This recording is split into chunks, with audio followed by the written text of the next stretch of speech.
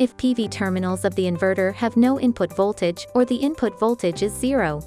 Use the following solution for troubleshooting.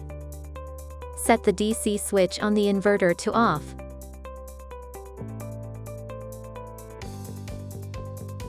Check and secure the PV terminals. Try to pull back the DC power cable. Check that the terminal connection is reliable. Check that the PV terminal connection polarity is correct. Disconnect the PV string, and check whether the positive and negative terminals are reversely connected. Ensure that PV positive is connected to the male connector, and the PV negative is connected to the female connector. Use a multimeter to check whether the voltage between PV positive and PV negative is positive.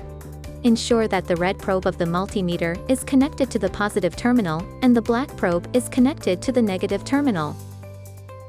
Check that the inverter startup requirements are met.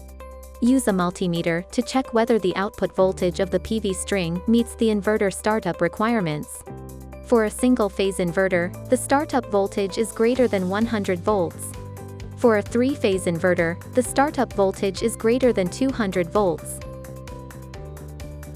Check that the inverter is not short-circuited.